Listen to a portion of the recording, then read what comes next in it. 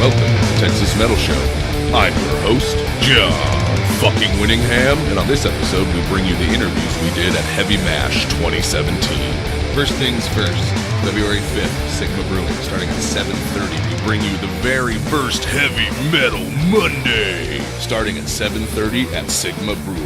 Our first guest will be Warlung. We've also invited Umbrella Fellas, Dogs and Burgers out. Come get a great porter, come get a great burger, come watch us do an interview, and if you walk through the door, we'll put you in a raffle for some free merch. God only knows what's going to be in that bundle. Beer, burger, metal, Monday. What could be fucking better? TexasMetalShow.com for more details. Follow us on Facebook to find the event. Here are some interviews we did at Heavy Mash 2017 at Division Brewing in Arlington, Texas. If you've never been there and you're in that area, check them out. They make some absolutely fantastic beer, and the owner is one of the nicest guys you'll ever fucking meet. First up on this episode is the very first non-Texas band to be on the show, Boudain from Louisiana. Duh. These guys are excellent. We decided, fuck it, they came all the way to the DFW area to do a fucking show. We're gonna sit down and talk to them. Following Boudain is a band we refer to as Justinian a bunch on the interview, but they have recently changed their name to Buzzürd. So check those guys out as well. I think they just recently got a new lead singer. They're just trying to put out some great fucking music. And then, third, CURSUS, one of the Texas Metal Show favorites. Hope you enjoy the episode, motherfuckers.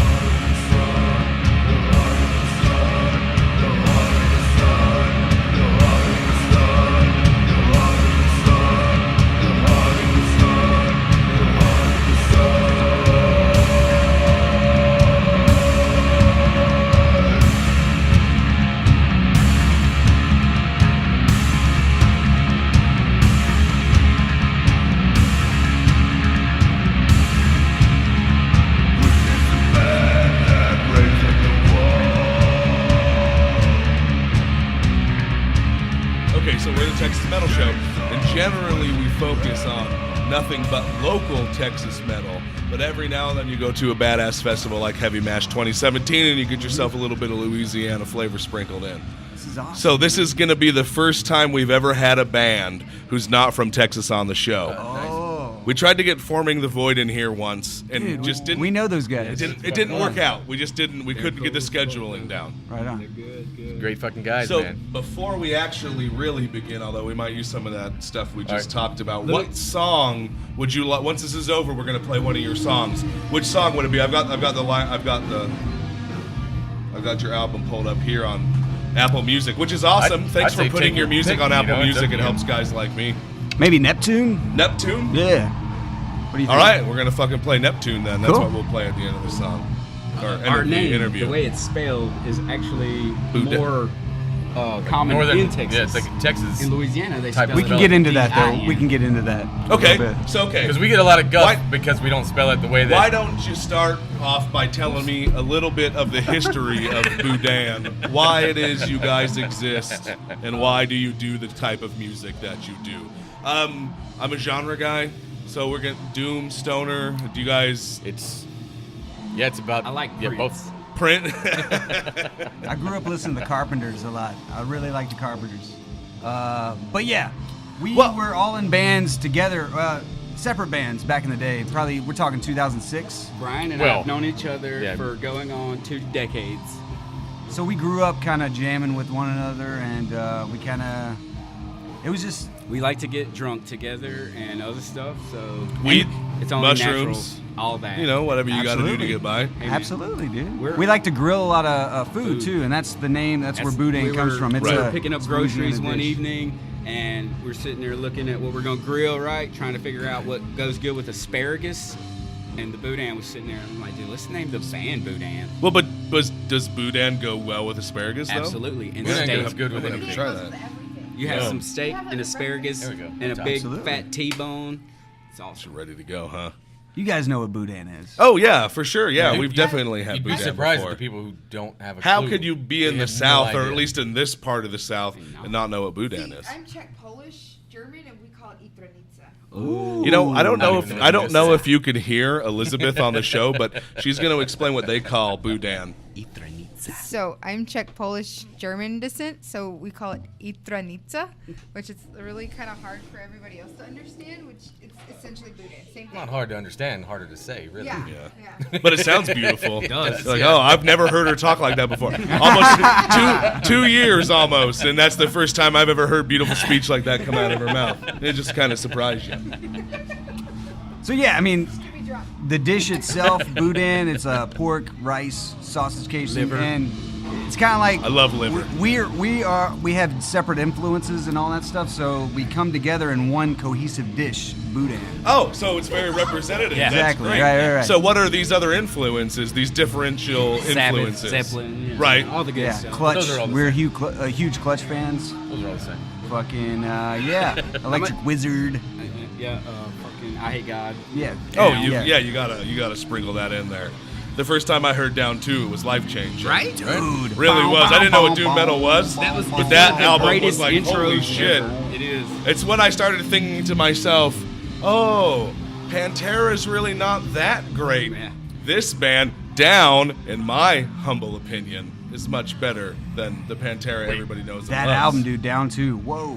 What a record, dude. Did I hear Pantera and not that great in the same sentence? Look, in my humble opinion, That's all right. if you You're count, entitled. you got 5 Pantera albums that I consider, and we're not talking about like power metal or anything pre-Cowboys from Hell. In my humble opinion, top Pantera, Grey Southern Trendkill, Right. Boom, followed yeah. by Reinventing the Right, Steel, right, yeah. and then the other 3 you can just pick and choose from. There's some really great There's some tracks good and songs some on boring there. ass tracks. Especially like on Vulgar Display of Power. There's that one hollow way later now. You're like, why is this Well, then song there's that here? one where he's like, I fucked your girlfriend last night, and it That's didn't. on Far and Beyond it, Driven, And it yeah. didn't. Oh, is that Far Beyond Driven? Yeah. Ah, shit. It's called We've Good been drinking all Friends. day. I'm It's sorry, called- everyone. It's called Good Friends and a Bottle of Pills. And that song, you know what? Track 5, I believe. Far Beyond Driven would be a top quality album if they just got rid of that dumbass song. Because really, that's a stupid ass fucking song. Yeah, Phil. I think they just yeah. needed He's one even got more, some- and they went. Yeah, that. They go, all right. He took some out of the Hetfield book. It was very Hetfieldian. Never thought about that. That hurts. I didn't even Hendrix. do Hendrix is huge to me. Any guy black, like Well, so, I like mean, Thin it's Lizzy. You know, No offense. those are all the, those are all the things we have in common. You know, the What are- different ingredients. Like Steven said earlier, Yes. he's a Carpenters fan. I love. Steven Prince, was like, I for love real. Carpenters, and I was like, what? What? Is that just Like something you Carpenters? just like your I just parents grew up- listened yeah, to, and you exactly. were like, oh man, I really like this Yeah, I kind grew of up with music? that type So of stuff. in that A lot of regard, 70s I like funk. Buddy Holly and what's the La Bamba guy name? Richie Valens. Yeah. My dad likes old shit like that. Big Bopper, Fats Domino, fucking all day long. So when it son. comes to Boudain, the musical influences are far and Yeah. wide. wide. It is, especially if we had Gunta here, which is our other guitar player who had back surgery recently. He couldn't be here with us today. Yeah, it might be difficult to play some guitar when your back's hurting like a motherfucker. Yeah. He plays in like a jazz band as well, and he was like, I can't even put on a saxophone, and I was like, well, it's brutal, But we're going to Europe next month. And Holy he shit. was like, he said, no matter what, and he was like, I don't care what anybody tells me. He's like, I'm going. Right. He's, I'm You going don't to Europe. you don't turn So- down the European trip Right. with your But band. he's got family there and Yeah. stuff, so like he's where, going. Where are y'all going? Do you know? We're going to the Netherlands. Okay. So we're on a label in Kampen, Netherlands called Off the Record label. It's a very small label. I do believe they help sponsor this show, Heavy Mash 2017. Right. Stone Machine Electric is also on that label. Yep. So we're labeling Wonderful, these. wonderful guys. We interviewed them last night. Well, one of man. them anyway. Yeah. But yeah, so that's how it started. And they have a festival every year called the Off the Record Festival. So we're going out there to do that, plus a bunch of other shows leading up wow. to that. with some other label mates. Is this Boyd the Kane. first time you guys have left the United States as a band? Yes. Oh, how that must be absolutely exciting to think about. Nerve-wracking. Because in Europe they actually like metal, like they really do. Like That's it's what we hear, fucking man. insane. I mean, we're used to people enjoying the stuff here in the States, but we're just kind of pumped to see what they have. to next offer, level. too. That Yeah. are you all familiar with Hellstar? No. They are a legendary Houston, like, don't call them power metal. If you call them power metal, they're gonna get upset. But like traditional heavy metal, higher pitched kind of vocals and shit. Right. And they just released a new album and they But don't toured. call him power metal. Yeah, pretty much. Yeah, they toured Europe recently, and the guy who plays guitar for them is my guitar teacher, and he was like, it's so different. Yeah. Like, the response. yeah, he said everything was packed. Dude, that's awesome. People wall to wall, which, I don't know what it's like in Louisiana. We're not It's used tough. to Well, at least from very where big where crowd. we're at. Where are which is y'all at in Louisiana? Like Monroe, northern it's Louisiana. northeast Louisiana. There's Yeah. not a big crowd out there? No. Not It, really. it depends on It's a small town. who you are. Like if you're playing covers and people can sing along, people fucking love you, Right. right? But Yeah, then, you get a good gig at the fucking crawfish boil place. you know, Yeah. we How go, many people is that? Fucking fuck time. It's probably about a good 100 people on the weekend. Make a little bit of extra money, but you're not playing anything original. You're just kind of playing stuff everybody wants to hear. And I'm not a musician, but I can imagine after a while, just doing covers, you're like, okay, this is only so fulfilling. I want to push my own imagination out there. and we don't do that. Yeah. You know, we don't. The I mean, we'll point do of doing covers, it- but we don't. We're not a cover band, Right. You know what I mean? We're not The gonna point go. of doing the thing is to satisfy the thing inside of you that wants to do it in the beginning. So it's not like trying to be somebody else. It's more like being yourself, but doing what you do as a person. Yeah, we have a lot of fun going out on the road and playing these shows. We Oh. don't really care about the draw or how many people show no. up. Yeah, you just want to go. You yeah, just want to have the experience, whether there's 5 people there or 200 people Yeah. there. And you learn so much too, like just with routes alone, just getting Traveling. traveling. You It's- learn a lot with traveling. How often do you guys venture out to the Great Lone Star State? Yeah, we As like often to as do you it at can, least huh? every couple of months. Yeah. What is this? Our Fuck 8. 4th, 5th, 6th time to be around this area somewhere, Yeah. something like that. Yeah, we usually go down to San Antonio and play. We do Houston. Yeah, that San Houston. Antonio area, they got quite a lot do. of great They bands do. down there, They don't they, do. Sarah? Shout out to CURSUS. Yeah, CURSUS, one of... man, We played them at the Faust, dude. It was so fucking killer, man. about Yeah. 3 years ago, they don't do this anymore, but there was a festival in Houston called Bayou Doom Fest, and it was just wonderful. Umbrella of Doom, all different styles yeah. in Houston, 2 stages upstairs and downstairs. My first time going there, I'd really just recently gotten to the local heavy metal scene and didn't realize that there's all these amazing bands you can go pay $5 to see every fucking Friday night. Right. And CURSUS came on. And I remember because Sarah was wearing a little pair of shorts and she had a big Judas Priest patch right over one of her butt cheeks. And they fucking went on stage, man. And I was like, holy shit, they blowed us away. Right. That was a good show. We were introduced to Destroyer of Light that evening as well. Yeah, it's fucking awesome. Yeah, we had a great time with them that night, dude. Yeah, when you party Great. with CURSUS, I mean, you really just party it up. Oh, what's the other dude's name? You guys like rock and roll? Yeah. Him and Eduardo from Maneater Savo. They were spinning I've records. not heard them, but I'm looking forward to Dude. listening Yeah, to they're them gonna. tonight. I think they're playing second to last right before Will Fat, Mayonnaise or Sabo. So when it comes to heavy metal specifically, how old are you guys? I don't want to say I am that. 30. I had to Oh, think you don't about have it to. for a What do you second. like? Woman. Yeah, well, how old Don't are you? ask my age. I'm in my 50s. and I I'm just don't wanna- 31. So we're the same age. I'm also 31. Cool. 33. So I would say we're all close to the same age. Oh, yeah. Yeah, that's okay. We can say that. You can ask a woman her age. That's right. Let's say he's It's 35. Are you disrespectful. 35? I'll be 36 this year. Oh my God, you're just step away from the table. 35, 30, 34 limit right here. I love Prince, as I said. We need a new bass player. So I when it think. comes to heavy metal itself, not the Carpenters or any of that other shit, what were the heavy We should metal cover records Carpenters, huh? you heard when you were young men that made you go, holy shit, I want to play this kind of music? I mean, you said it before. Yeah, Grace of the Pantera. Trinket. Grace Yeah, of the you know, Trinket was that down half-ass shitty first band that you. Look. I didn't say they were shitty, okay? Look, we understand what Pantera did for heavy metal in the 90s. They did all a right? lot, man. They did I a lot. just Bath. like Down better. My Acid Bath personal was one of opinion. them other bands. Oh yeah, Acid Bath. You know, they never get. Yeah. But Suplex too. You know. Suplex is another good band Learned, from New Orleans. it took me, it was a long time before I heard Suplex, and I was like, holy shit, this band exists. That's awesome. I've never even heard of those guys. Dude, they're Obviously, I'm missing out. Huh? Dude, they got a song or an album called "Wrestling with My Lady Friend."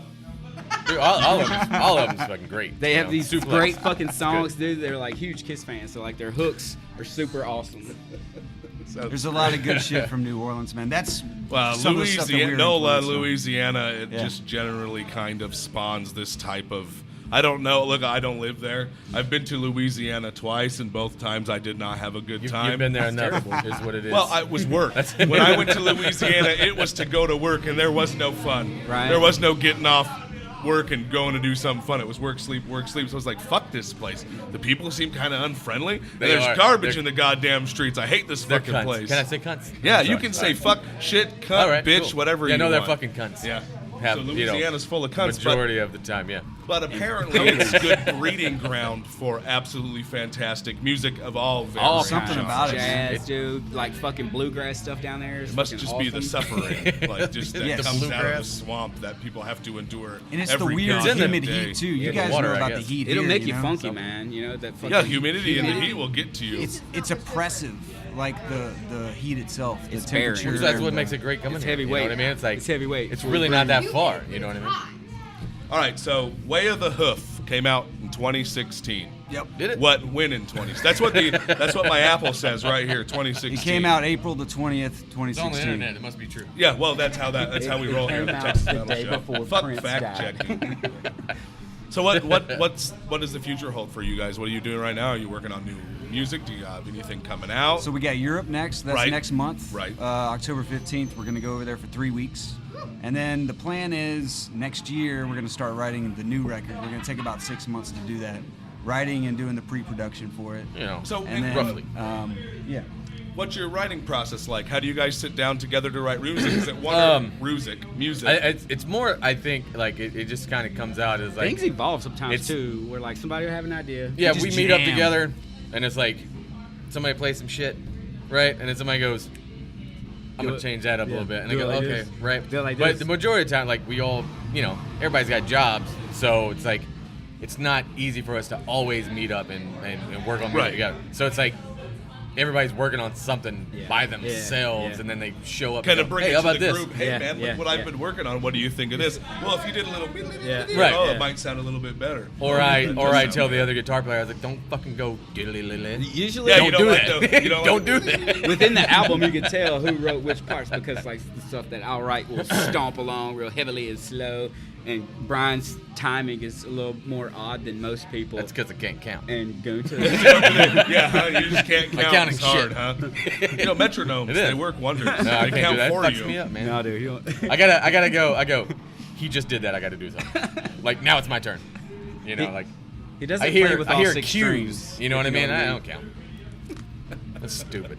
You hear that every classically trained musician ever? It's stupid. I am- You heard it I am- from Dan first, right I'm here. on telling you, Texas I'm the Metal fucking Show. worst guitar player ever. Well, no, you guys But sounded great up there, so I'm not sure I can agree with that. I mean, I Well, really enjoyed He that knows a a lot. little more than he's letting on. I take other people's riffs, which is like Chris's or Gunta's, and I tweak them a little bit, but it's mainly because of them. Well, you know, I take their shit and I fix it. so something that I go, your shit's shit. something It that sucks to people suck, dude. don't realize, and we can talk about Pantera a little bit more because they've taken a little bit of a beating in this interview, is like, Well, only from Phil. your side. Oh yeah, okay. Look, it's all for me. Everybody knows. I'm like, whatever. Phil- I like Down Phil Better right. than Pantera. Fuck you guys. Phil right. So some Phil stuff. would be What's like, so harsh, all man? right, Dime, like, here's this riff that I wrote. Like, I really, play this because, Phil plays guitar. Right, A lot of people don't realize that. And then Dime would play a riff, and it would just sound completely different and better than, Better, the yeah. original Yeah. way I think intended. Walk started out that way. Yes, yeah, that's a very good example. Yes, which is, in my humble opinion, one of the most boring and uninspired Pantera songs ever written. And when a man walks up to me and is like, "Walk is my favorite Pantera song," I automatically think, you don't fucking listen to Pantera. Well, yeah, You've that, heard that, Walk- that would be my thing too. You've like, heard Walk 4 times and you think it's great, but I you've won't, never I listened won't to call a it record. boring, but if somebody goes, "That's my favorite song," I go, "Well, go fuck you yourself." fu- yeah, you fucking know, suck. like What's wrong with piece you? of We, shit. we got Is to that the see only song you Pantera heard? live before You know. Dime got. I did not. We did. It's Smirnoff Center, man. Dude, we saw him on the fucking Reinvent Still tour, dude. I don't know if it's still the Smirnoff Center. I don't know what it is. I don't know what it is now. Dude, But we that's saw- my favorite albums. The man. Hellbound song, dude. Dude, it was The Slayer. pyrotechnics would burn your ass. It was Scrape, Morbid Angel, Slayer. It was awesome. I love Morbid Angel. I wasn't a take huge that Slayer again? fan, but when we seen them live, I was like, well, they're good. I've seen Slayer more I live than saw- I've listened to their records, and I love seeing them live. And if I Right. listen to like Hello Waits or like Live Undead, I can get into it. But anything past that, I I haven't. saw, No, I saw I like two guys over God in the hates us corner all. that God was hates like us all. pushing That album 50 was the shit. with mullets, Thanks and they to were just Steve, I fucking know like that. they were windmilling their Their mullets, mullets? and I was like, Oh my "That's God. impressive." Fuck yes, Is Larry. this in Louisiana? No, it was at the. I Smirnoff Center. I don't know if it's the Smirnoff I think Center it's called now. Yellow Pages now. Is that- maybe? that's Or here is it somewhere in Yellow? Texas. Yeah. So we had some mullet Texas bros. not? Did we come to Texas? What's it Yeah, called? right, Oh, it's yeah. called Starplex again. Starplex. Yeah.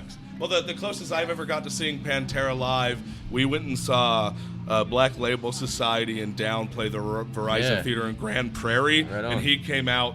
And then Rex Brown's band, Kill Devil Hill, happened to be playing at Trees that same night.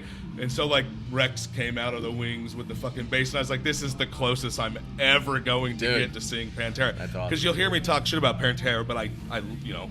Pantera. You No, don't. fuck you. You, Get out of my you shit. almost said love. Love. You almost said Like. love. You Love. went Love. like. Yeah, I like him. like. I like him. You have to save face. No one's going to listen to your show if you just talk about how shitty Pantera is for 20 fucking minutes. Because You're gonna Pantera change it are immediately. gods. Hey, speaking of all this, They've already Pantera changed it. They don't stuff, even know what we're have saying y'all now. heard Scour? Yes. All right. I have that first EP. Yeah. I picked it up as soon as I'm a big housecore fan. I love on. like almost. We went to Housecore Horror Fest, 2016? Yeah. Oh, fucking right on. 2015. And man, Dating that long? yeah, we have. Oh. No, it's only been that long, 2 years. Yeah. That was the fateful evening we lucked out into hanging out with Phil Anselmo and Jimmy Bauer, and it was Right. like one of the coolest moments of my life. And I'm just drunk and stoned, like talking to these dudes, like, holy shit, they're like regular Did you- dudes. Yeah, like they're cool. me. They're cool Yeah, it was people, really dude. cool. Did you say, I don't like your one band? No. I like your other band. I said, "Hey man, can I get a picture?" And Phil goes, "No." and he goes, I want you to draw this moment so it means more to you." And I was like, "What?" And dude, I was like, I didn't know what Can the I fuck was send going it? on. He really didn't like people No. He touching did. him. He did. Oh, he grabbed this girl right here, and he grabs Elizabeth by the head, and he just plants this big smooch like right on her lips, and he goes, "That's what white privilege brings you." And then he grabbed me, and he like just kissed me right on the cheek, and I was like, I don't know what is going on. And we had like just smoked. Still trying to process the first remark. Right? Yeah, dude, it was fucking It was crazy. great because him and I had like started talking about vaginas at one point. Oh God, yeah. It was a really, What is going on? a very strange encounter with probably one of my favorite people in metal, because the first time my older brother put on the Great Southern Trendkill, that was like the first time in my young life that I had heard like really aggressive, like overly aggressive, heavy fucking music, and I was like, holy shit. Yeah, that shit used to be in my alarm clock. It was. like I I was fucking about to track say one. the same thing. It's fucking. Oh, Me I'm too. awake. Fuck. Shit. Jesus Christ. We were talking about Acid Bath earlier. They were pretty aggressive. What's your on the favorite first- Acid Bath album? The first one. I like- Green. Yeah. I like pagan terrorism tactics. That would be my favorite. a little more It's mellow. certainly- I mean, There's too they're many both sad fucking songs on great. that, dude. No, I like the fast shit. Yeah, why Cheap choose, vodka. right? Why just not enjoy all of them? See, this guy that can't count, he knows what's going on. I know they have two albums. Well, thank you guys very much for the excellent show. thank you. Thanks for Dude, being I'm- the very first band from Louisiana we've ever had on the Right on, Texas man. Metal Show. And we're going to play wanna apologize Neptune off of Way of the Hoof, the Which is another one that I 2016. fixed. How did That's the you one fix that's that? the one I wrote. I wrote that. Oh, you wrote it. That's how you fixed it, huh? I didn't count shit. Thank you very much, guys. Thank you, man. Neptune, Way of the Hoof. Hoof. Boudain.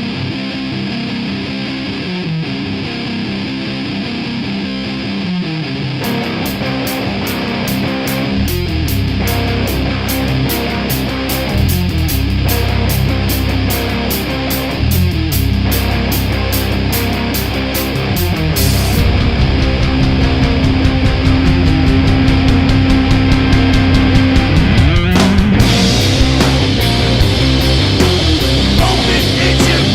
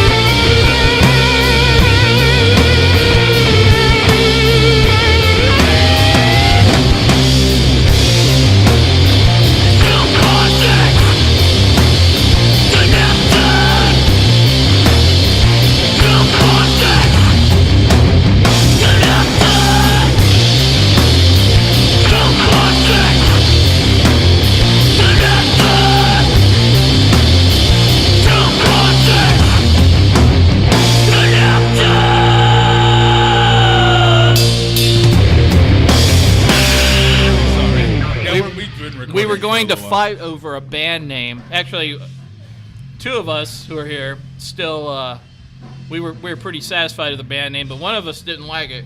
So then we had a bunch of throw the names in the hat, and Justinian kind of came out. What were the other options? Do you remember any of the other names you might have gone by? Well, me and Daniel liked Bat Squatch. Bat Squatch? Bat Squatch. I can just picture what that would look like in my head. Be a little Pretty fucked up. fucking badass. But Colin didn't like it. I feel like it would be a creature that was like, kill me, like, please end my existence. This is unnatural. Yeah. That's So between the Sasquatch and the bat.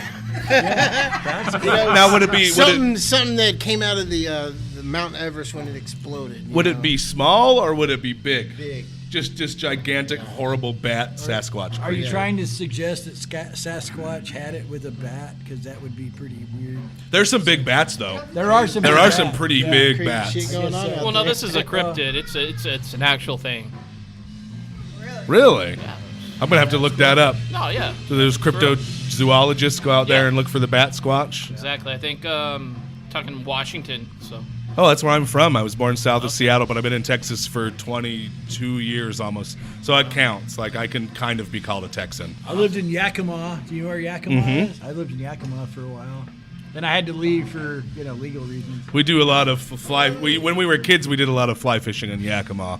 My dad was a fly fisherman, and Washington State is the place to go if you want to Columbia fucking River, fly. baby. Well, western United States, really, for the most part, at least northwest United States is a great place for the fly fishing. So why don't you guys tell me a little bit about the history of Justinian? If Well, we haven't gone I think over we've it. been going for about 3 years now. Me and Daniel met through imagine this Craigslist ad.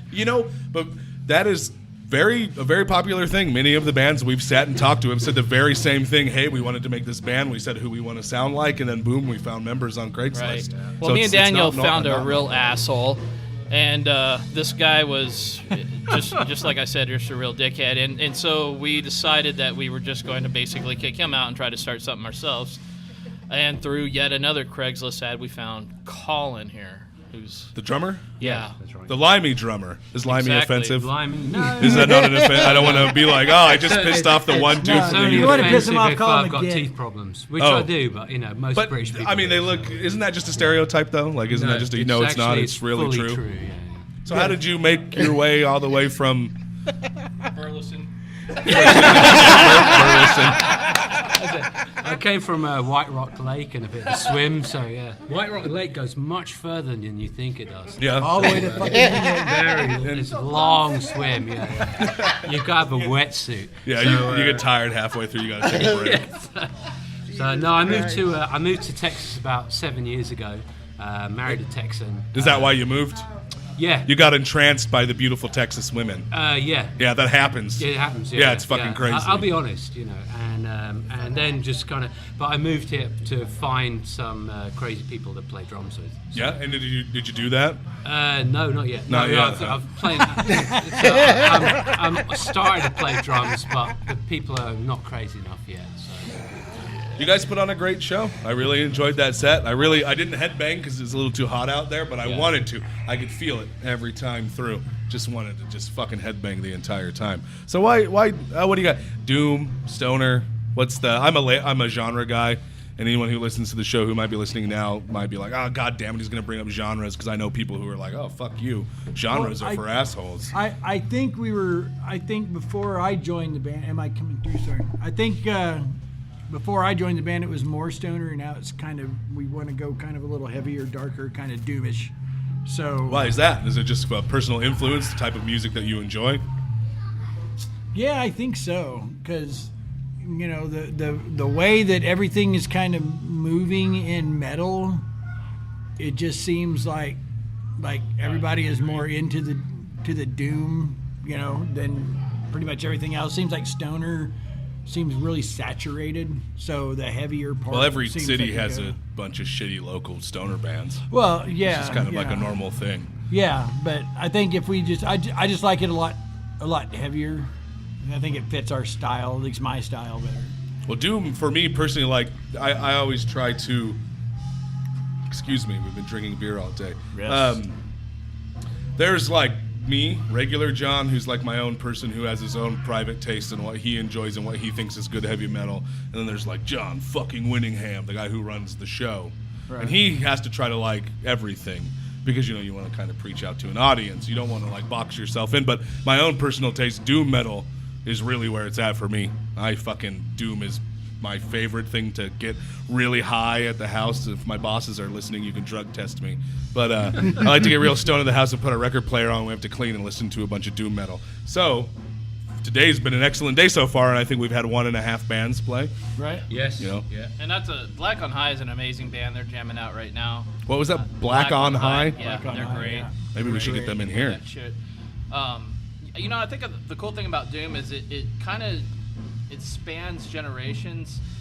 You know, whenever the new metal shit hit, I basically said fuck this and started listening to country music about 15 years ago. I'm 31. So when I was in high school, middle school, 7th, 8th, 9th, 10th, 11th grade, new metal was huge. Yeah. And all of my friends were like, let's go listen to Korn, Slipknot, System of a Down, who I love. If you're not listening to System of a Down's probably one of the only great new metal bands that ever happened. And there's a lot of reasons I think that, and we can get into that later.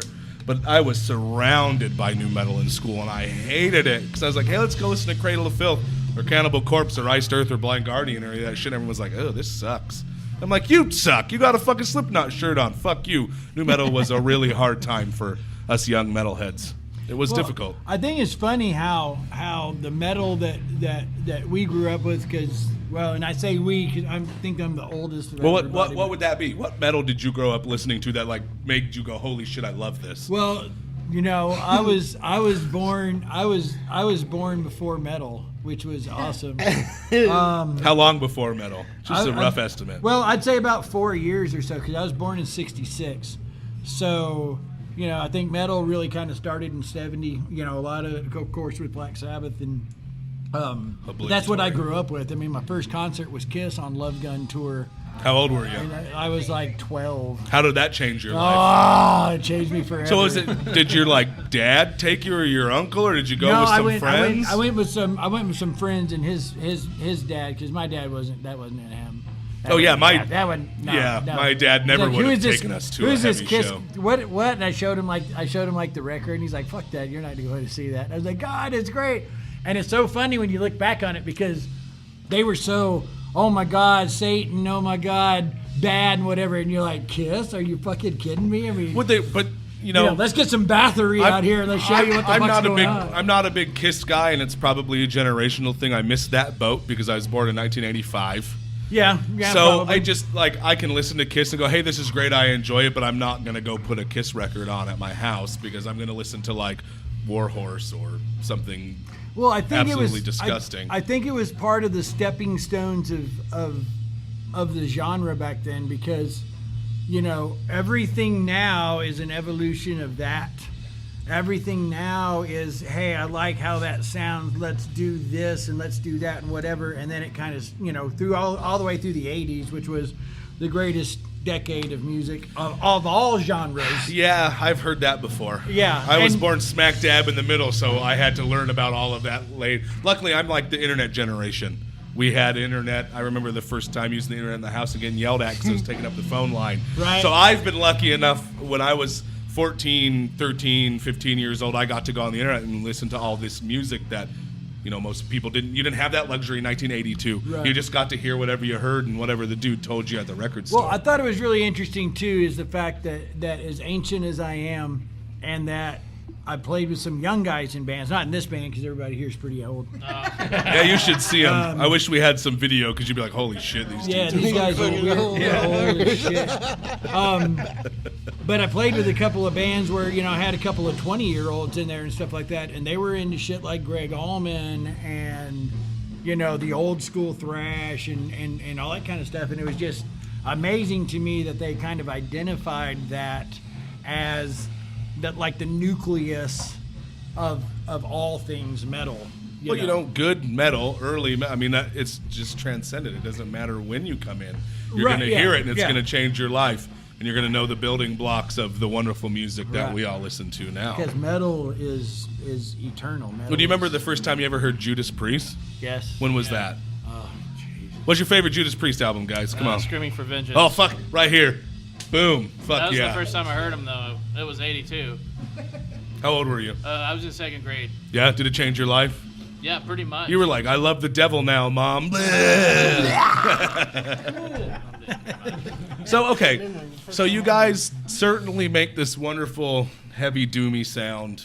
We're just going to use doom as the block because we're kind of at a doom metal show. So what's your biggest influences in that style of music on you to make the music that you make? Outside of Sabbath, because that's what gives That's obligatory. When it comes to heavy metal in general, everyone's going to talk about Kind of like Sabbath talking every about time. the Reddit blacklist. We kind of just leave those guys alone. Yeah, it was like said Judas Priest, Iron Maiden, Blind Guardian. Like, yeah, they have Yeah. that big Well, blacklist. I think with me and Colin, we both have an interesting story about Caius, because I'd Let's never hear it. heard of Caius before I saw them open up for Faith No More. What was that, 92? God, I love Faith No More changed my life. Yeah, me too. I saw them open up. I never heard of Caius before. It was right when Blues for the Red Sun came out. And I was like, wow, these guys, honestly, I love Faith No More, but they kicked their ass. And it was a good Faith No More show. What album year would that have been for Faith No More? 92? Yeah, that was Okay. that was Angel Dust. Yeah, I was going to say Angel Dust had Yeah. to be right there. Yeah, it was the day before the Cowboys beat the Bills for the first Super Bowl. It was great. I had a great fucking That's couple a long days. goddamn time. But memory. that was a game changer because like these guys sound just like fucking Sabbath and they aren't even trying. You know, it's like, I mean, I'll be honest, and everybody has to be careful in this genre because sometimes you get bands that are trying too hard, but they did it and they weren't even trying. They just did it, yeah. Great. I saw, for me, it was, I'd played guitar first. I'd been playing guitar since I was about 7. What was the point in your life? What did you hear that made you go, "Hey, Mom, Dad, I want a guitar. Can we go get a guitar? I want to take lessons." Well, they gave me classical guitar lessons from age 7. Yeah, and so which I'd is something play- that happened. Yeah, your and then- parents were like, "Hey, you need to learn how You to need play to an learn instrument. an instrument. It Go might do this. Enlighten you." And it was funny though because they took me to a music school and it was like, "What do you want to play? Drums." No, too loud. What do you want to play? Trumpet. No, you've got the bad teeth. And then You have bad teeth. And then, Apparently, you can't play trumpet. and then they said, "Oh, well, a guitar." And I thought, "Well, I'll get an electric guitar or something like that." No, classical guitar. So I stuck with it, and then heard this nut job called Malmsteen, and thought, okay, it's a good fusion of it. Like, Right. I was kind of into more of the power metal and Iron Maiden stuff, and I'm a big. all the my widdly widdly roots are stuff, power you know. metal. Completely. And then but yeah, when grunge hit, it was kind of Soundgarden for me. But then I saw Caius in '93 twice in '93. They came to London. And they played a show in a basement, and they had everything. Is this like just someone's house? No, it gets better than that. It was actually a restaurant. It's called it was called the Borderline down in Soho in London. And they were the first band that showed up, and they had everything going through Ampeg 810s. So everything was going through bass cabs. And halfway through the show, I mean, it was one of these things you feel rather than hear. Right. And the people were coming down, like the manager came down from the restaurant on the first floor and says, yeah, people's food is shaking off the Yeah, you got to turn it down. It's so you too got to- loud. And of course, they didn't turn it down, and we loved them more for it. Yeah, fuck you. So it was great. I mean, it was a place no bigger than this, like that. You know, it was just immense. Wow, I And bet that so- was amazing. Yeah, and so for me, it's then been, it's been that kind of that sort of California desert stoner stuff, Right. mixed with It's very Sabbath and this, very you know. influential. A lot of people talk about that. When it comes to Caius, for me, being younger, Caius, like I had already heard everything that everyone who loved Caius listened to. You know, like everyone, I love Caius, so we play this kind of music. And so then when I listened to Caius, I was like, okay, it's good, but I missed the mark of. It's kind of like with Sleep as well. I missed them. I started listening to Sleep way after I had started listening to people who had already been influenced by them. So, I kind of sadly like, oh, this is good, but I don't get it. But had I been older, or older, yeah, I probably would have understood it. Not that I'm not a Sleep fan or anything. Well, it seems really weird because I've noticed the transition from music to experience. Like a lot of the stuff back in my generation, like in the 80s, the record industry was different, where they like wanted to try and make money, and so they'd give people a chance that this might not be mainstream, but hey, Iron Maiden, let's make a record deal, or hey, Van Halen, let's make a record deal, or whatever. And it may not be as poppy as what was on the radio at the time, but then all of a sudden it generated money for them. So Bro, these guys blew up and started selling out Caius was signed to stadiums. Warner's. Caius were on Warner's at 8. The guy's 18 and he gets signed to Warner's. Right, what a crazy fucking thing that must have been. Because that doesn't happen anymore. See, they could roll the dice and they take a chance. Well, see, nowadays, now they have the establishment where they have all this money and they don't want to risk their money on any non-rap, techno, whatever happens to be the hottest trend right now band. So they all want that kind of stuff. So our like I say, the music is kind of generalized.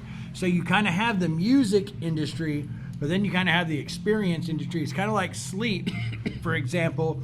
You don't get sleep until you go to a concert. Which we recently went to our first sleep show a couple of months ago at White Oak Music Hall in Houston, because we're from Houston. Yeah, I saw him at the Granada. And that was it like walking just into a wall of marijuana smoke? Because well, that's what it was like for us. I was like, this is the place for me. I belong here. It was great because we took like, and of course I'm speaking for myself, not for these other people. So if you're gonna arrest me. But anyway. Yeah, you got it's all admissible. Fuck you. No hard evidence, bitch. That's right. You'll never take me alive. Anyway, we took like 15 joints, and. 15, Jesus Christ. Well, what we'd do is we'd light it and take a couple puffs and then pass it. And then I'd want a couple puffs, so I'd light another and take a couple. And it was just going, it just went around. I mean, they were going to be playing for at least an hour. So yeah. Well, they took, for our show, they took forever to even just start doing anything after sound check. Well, what was amazing was the wall of sound. I mean, they had so many. I mean, I've never seen so many orange cabs in my life. But the wall, it was just like dome, dome, dome, dome, and I mean that you could feel it. And then at one time, and we were like second or third row, and I remember kind of at one time, I just kind of like during the song, I kind of took a look, and to see the entire Granada Theater, which can hold 1,000 maybe, I don't know, I'm not really sure on the size, but I mean it was packed, and everybody in there was just. Like in unison, just kind of it's a trance. It's like a magic spell being cast over you. Yes. It takes a hold of you. Yeah, with weed, of course. Which is to me one of the best things on the planet. We saw them at the White Oak Music Hall, like I mentioned in Houston, and a bunch of friends of mine were out on like the White Oak, the smoking patio. White Oak is a newer. Have you guys heard of Peg Star? They're if you come play Houston, which you should, and if you need contacts, take one of my cards and email me. I'll get you in touch with the people you need to know to play shows in Houston, because we'd love to have you guys. Cool. It's like a newer venue. They just kind of opened up, and it's a 3-tier. There's a lower story that has like the main large stage. There's a second story that has a smaller stage, and then a balcony for the large stage, and a third story that's like a big smoking area. We're on the second story smoking area, and we're just smoking a joint.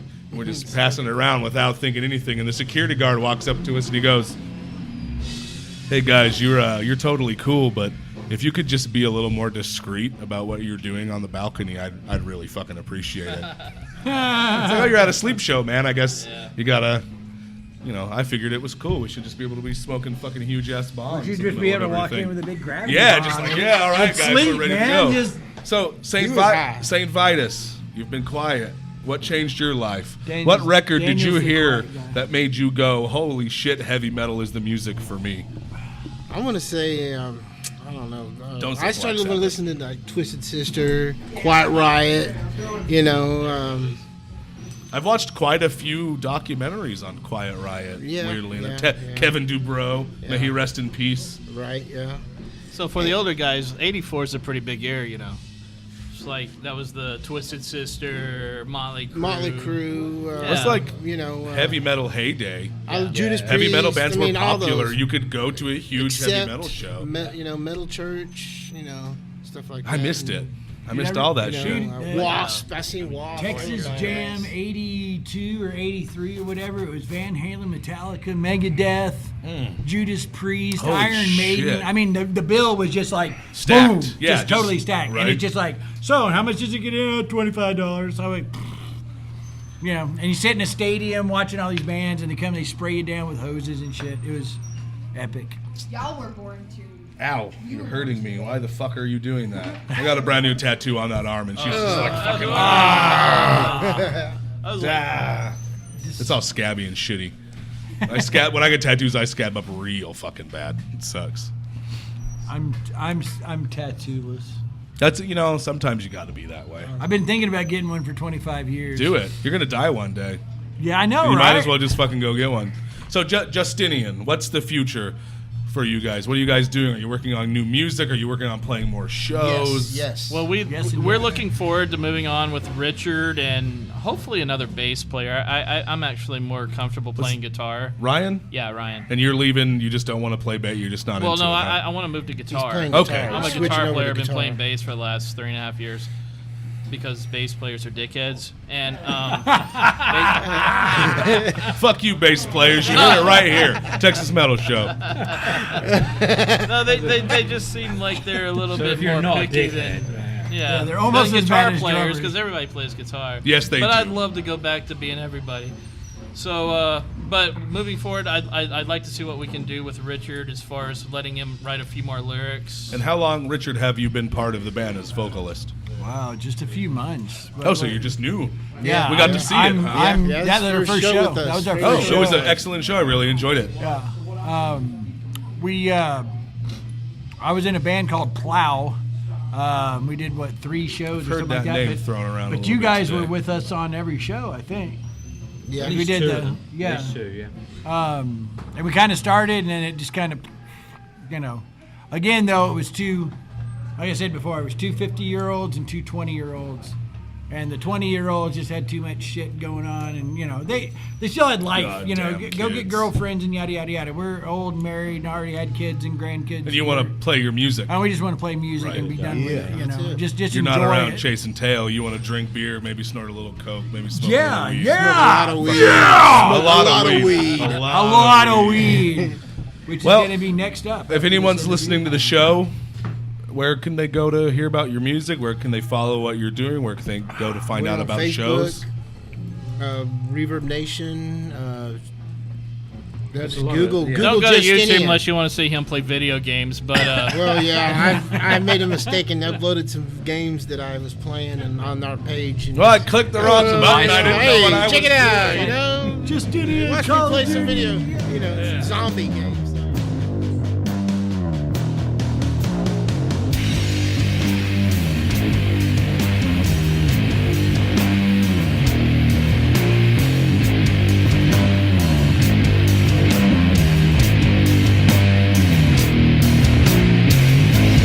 Savage death, unexplained, schizophrenic rage. Voices heard, visions cast, criminally insane. Carved alive for all to see, a horror show on wheels. Stabbing flesh, severed throat, blood-choked squeals. Stare into the eyes of madness. It's the last thing you'll ever say. A victim of circumstances. When nightmare becomes reality.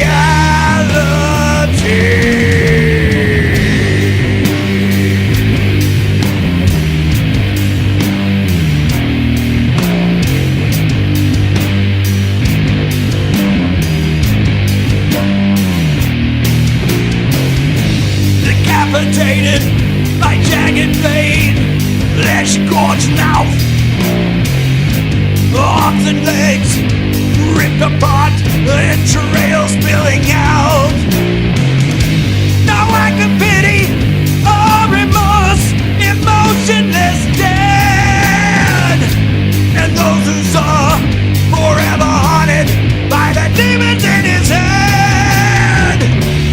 Stare into the eyes of madness. It's the last thing you'll ever say.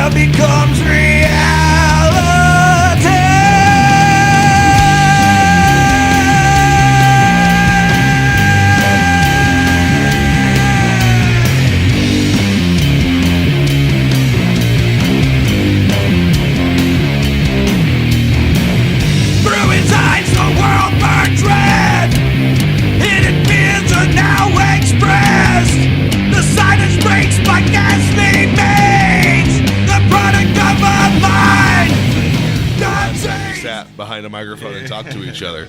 I would say so. Yeah, and the setup was not nearly as fancy that first time. Almost one of y'all's first interviews, I think. Third, yeah. yeah, third interview on the That's show. close to first. Yeah, it's great. No, we were, we really wanted to talk to you. Now I really want to talk to you again because some amazing things have happened since that first interview. I'll just wait till you hear what I have to say. About like anything in general.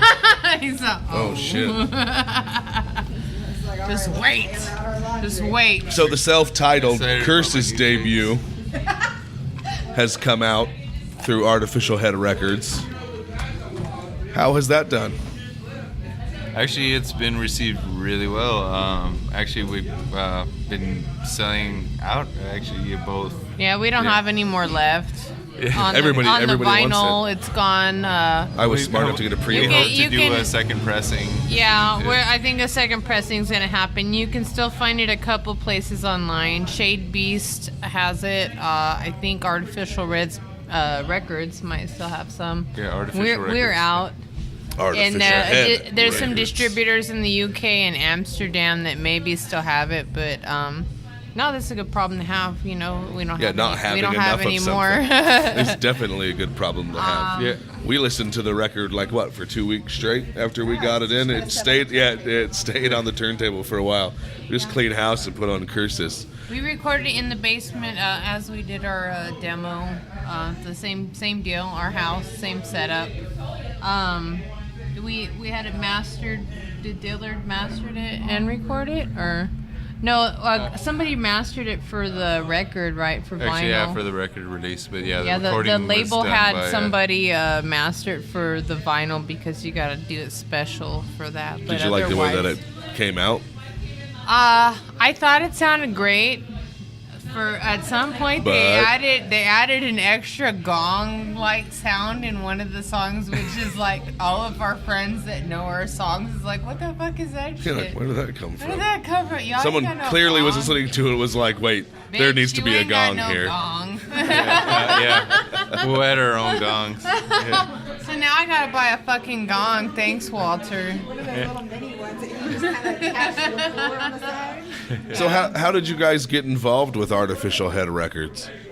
Because when we talked the first time for that first interview that we did, I don't think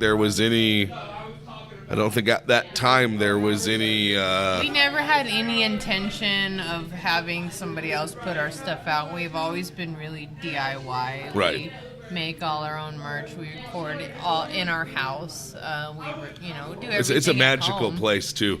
You go down in that basement, Thank you you. can feel it. That's where Yeah, we everything definitely was try to host. recorded. Yeah, we definitely try to host a lot of community shows and stuff. We try to put a lot of stuff together down there. It's few and far between, but yeah, essentially it definitely has a good house feel. We try to bring different kind of music styles together: grind, punk, metal, doom, and just make San Antonio feel a little smaller for a little bit because that's what it is. As far as the record, I mean, Artificial Heads kind of pursued us and kind of were prodding at us. So Walter's about like, it. hey, Yeah, Walter's hey, like, hey guys. So why don't you come over here? I think the music he thought was definitely in the realm of something he wanted to reproduce once we kind of polished it up a little bit.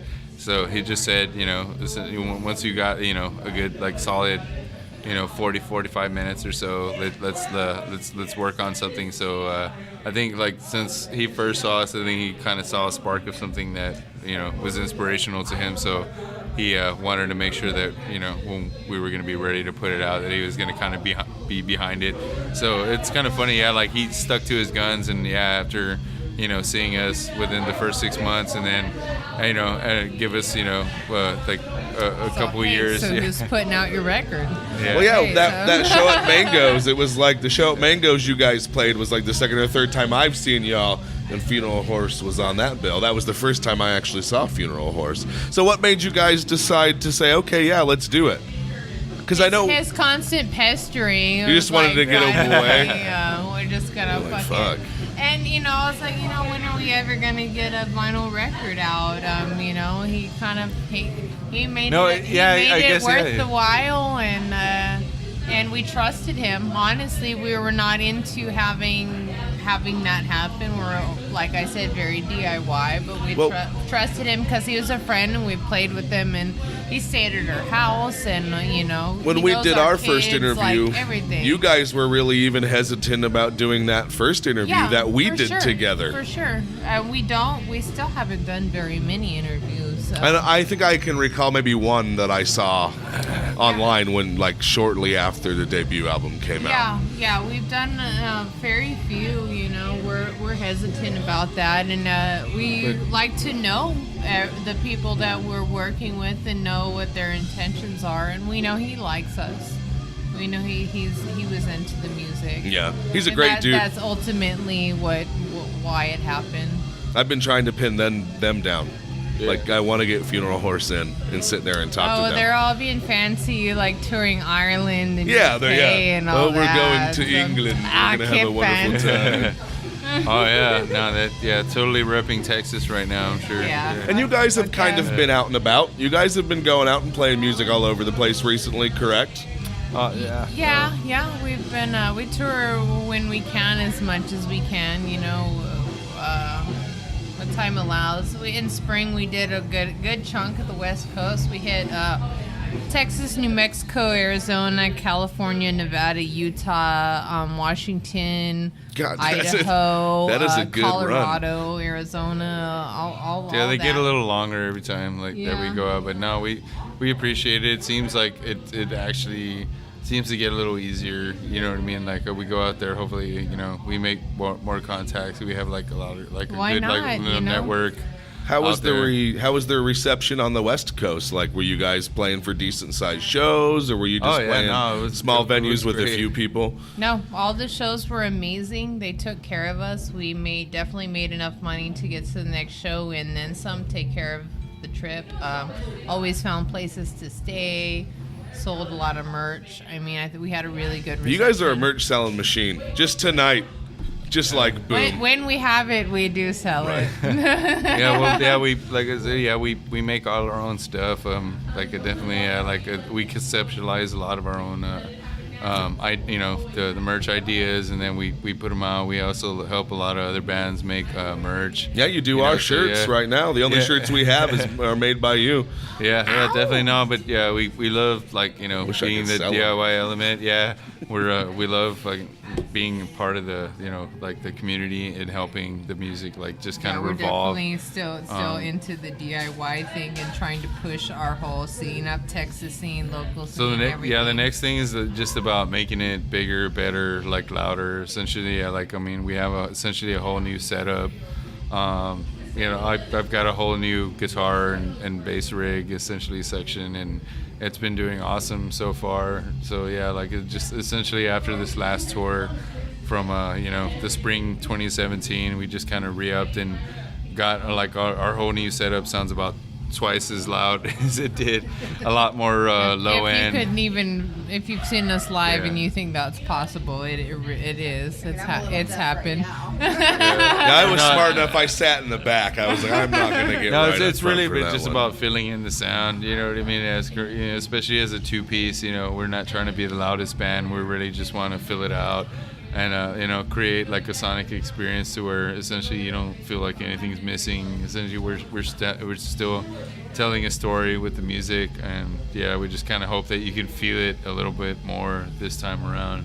Because since we've kind of stepped up a little bit more, and we're going to continue to. So we're looking forward to seeing how the new music shapes up. We're messing with some new tunings.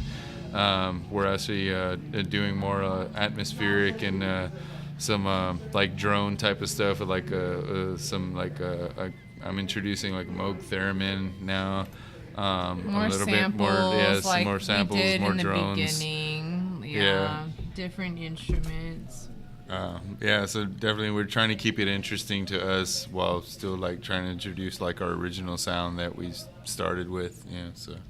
So there's an evolution happening. And do you guys have an idea of what you want to do next? Yeah, exactly. I think we're still working with new tunings, lower tunings, more drones. A lot more of the newer equipment is able to handle more of what we're trying to accomplish. As far as more sound pressure, more more low end. You know, like essentially we're just trying to push like what we can do. Essentially, we're not trying to, you know, replace a bass player or anything like that. But yeah, essentially, yeah, it's really heavy. Yeah, well, it's really heavy in the low. Why don't you guys use a bass player? It's more just simplicity. It's like when you talked about it, yeah, it's like it's not we're not we're not like taking away for anything or like actually adding feeling like we need to. I don't think we need one. I don't think you. I agree. I don't think you need one either. It just is something we never really talked about before. I never even think about on it. like what you're trying to do, and like a lot of it is like real riff and like real like power riff like driven. So, you know, a lot of it is like... I honestly think the more people in a band, the more complicated it gets. The more schedules you have to work with, personalities you have to work with. So the more simple, the better, you know, on everything. Yeah, we even still struggle with, like, even just trying to get minimalist. together, even just us two. So, like, when we still can get in the room together... And make some noise and that's make saying a lot because you like live right directly above the. Yeah, we live together. Right. Yeah, you think it would just be essentially easy. we have like our own like a recording like studio, and it still becomes like a problem because like we're still our schedules are still conflicting and but yeah, we just definitely try to make it happen when we can. So can you imagine like adding 4 or 5 people that just trying to get everyone together on a Monday to but people write make it something. happen, man. We have great bands in San Antonio that are doing it all the time, even 3 times a week, that are putting a lot of other bands to shame. So I mean, it just depends on like what kind of dedication you want to put into it. But yeah, we're really these days we just like want to find the time to fucking be able to amp up the way we need to. So yeah. Earlier you were talking about wanting to tell a story with your music. What kind of story does your debut self-titled CURSUS tell? I guess that's a good question. Well, maybe I guess there's like individual like stories like throughout the album, but like I said, I think more of what we wanted to happen was like the like a slowing down or to create an atmosphere to accept the music and stuff. So I just feel like. Well, we play a lot of multi-genre shows. We play a lot of grindcore shows. We play a lot of DIY stuff, hardcore stuff, and it crosses over. And sometimes we don't get those like times to kind of like slow down a bit. But when we do, when we kind of like turn the crowd or turn, like I said, the show kind of into a different kind of phase when we slow things down a little bit. I think like. That's essentially what we want to do is kind of create an atmosphere a little bit before we can, before we can actually tell our tale or be able to kind of relate any kind of like music to anybody. I think we tend to start slow and kind of build up. So I think that's like something that's kind of become prevalent in the music. I think a lot of our songs, even though they sound kind of. I guess like he's saying slow and mellow, a lot of them are about struggle and pain, there's songs about I don't know, a lot of history and people just kind of struggling through life, which I guess is kind of a pretty doom thing if you think about it. But if you see the lyrics and listen to the music and stuff, you kind of get it. There's I can see. Yeah, definitely. It's definitely about struggle. Yeah. That's what a lot of the music and stuff has to to deal with. But even more than that, I think we're still searching, I guess, to what CURSUS like means to us. So it's still like a revolving thing, like for us, So it's ever changing, which is good because it allows you to make different types of music without pegging yourself into one slot and then being a slave to whatever music you've decided to make. Yeah, and to tell you the truth, honestly, I think like it has more room to be a little bit more like melodic and stuff. Is where I think I almost want to tread the waters into, and like I just don't think what I mean. I need to anger and aggression, that type of thing, has its time and its place, and I just don't think you need to force that into music if it's. I think like we want to keep it very organic, and there's something that like feels a certain way, then it'll come out that way. Like, because I think at this point we're not really trying to prove any points. We're essentially trying to be more expressive and trying to be truer to ourselves, and trying to make something that sounds a little bit more reflective about where we are today. So I hope that in the future, I guess the music starts to show that, or starts to reflect it, because I want it to be essentially more of a mirror of like who we are, what we're going on through today, versus something that's a little more fabricated than that a lot of other people might be doing or whatnot. I think it has to make sense. It needs to mean something to you. So that's essentially what I'm searching for. Yeah. That is some excellent shit. I love listening to you talk about the music that you make. It kind of like entrances me. Yeah. And what was behind the decision to put the Pink Floyd cover on the debut album? You guys just wanted to do it? Honestly, I think I grew up with them. That was my dad's favorite band, and somebody asked me that question yesterday, and I can't honestly say which one of us decided to do that song. It almost felt like a mutual thing, almost like we said at the same time we should do it. I don't know. It was kind of serendipitous. It just came out like that. It really works with even the same tuning and things that we work with, and even like my vocals. It just seemed like something we wanted to try, and it was a feeling of trying to dip your toes in the water. Somebody was like, should we do this?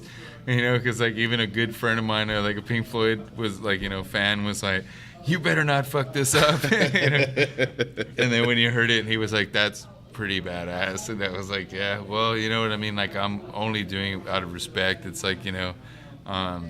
it's essentially taking something and feeling like you can add more of an edge. I feel like we're pretty drawn to that song. I feel like even though I don't feel like Pink Floyd is one of our, we would say our main influence. It's a very CURSUS kind of song. I don't know. It all just fit. It just kind of happened. Yeah, and we're big fans of psych and early stuff, early psych and early. Yeah. Even though it wasn't intentional, it was probably in the back of our minds all along, that song. Well, I think it paid off. I think that the debut album as a whole is absolutely fantastic. Yeah, we didn't know about really including that one on there, and it can be a half and half thing, but I just felt like it was. Honestly, I don't think we ever intended to have a cover song on an album, but it just sort of happened. It fits. Way. I mean, it's not out of place when you listen to the album. It's not like, oh, what the fuck is this? No, it definitely fits in. And so I just kind of hope it shows a little bit of our influence in there, and then kind of shows a different, a newer representation. Of course, we're not trying to make the new version of what the fucking Pink Floyd. Well, when you cover a song, you should make it your own and play it how you want to play it. I can't stand when a band covers a song and it just sounds exactly the same as the original, but somebody else is singing it. Yeah. If you're gonna cover a song, make it your own. Why bother covering it if that's not what you're gonna do? Yeah, I agree. So what song would you guys like us to play off the debut album right now? That's a tough we just put out a video for Trail of Tears, so I would recommend that one. Yeah, let's do it then. With that one's we just featured on a little bit on tour. And a little bit of some traveling. It's a lot of mostly nature. San Antonio footage though, and it's basically what it sounds like. It's about the Trail of Tears. The fucking it's Trail of Tears. Story. Yeah, we'll just take your own interpretation from it. But it's a video. It's on we call it a sonic and visual meditation essentially to the song. So if you want to catch it on YouTube, just look it up on CURSUS, Trail of Tears. I will make sure that on this episode, if you go to TexasMetalShow.com, that you will be able to click that link real quick and see it. So this is it, Trail of Tears by CURSUS. Thanks for being on the show again. Hopefully Thanks, when we're guys. in San Antonio, we can sit down and do like another whole 45-minute thing.